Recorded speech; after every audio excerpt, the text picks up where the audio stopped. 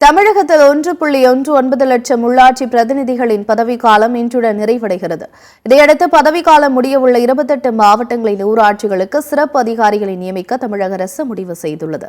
அதிமுக ஆட்சியில் புதிதாக உருவாக்கப்பட்ட மாவட்டங்களை தவிர்த்து 28 மாவட்டங்களில் உள்ள 1.19 லட்சம் கிராம ஊராட்சி, ஊராட்சி ஒன்றியம், மாவட்ட ஊராட்சி உள்ளிட்ட பதவிகளுக்கு 2019ஆம் ஆண்டு தேர்தல் நடைபெற்றது.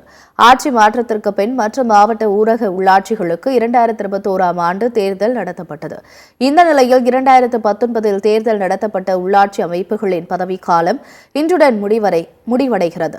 மேலும் 2021இல் தேர்தல் நடத்தப்பட்ட உள்ளாட்சி அமைப்புகளின் பதவிக்காலம் அடுத்த ஆண்டு செப்டம்பர் மாதம் முடிவடைகிறது.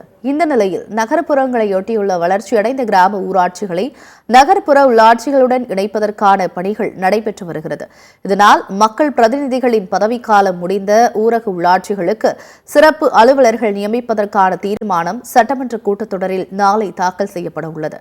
அதில் நகர்ப்புற உள்ளாட்சிகளுடன் இணைக்கப்படும் என அறிவிக்கப்பட்ட கிராம ஊராட்சிகளுக்கும் சிறப்பு அலுவலர்கள் நியமிக்கப்பட உள்ளனர்.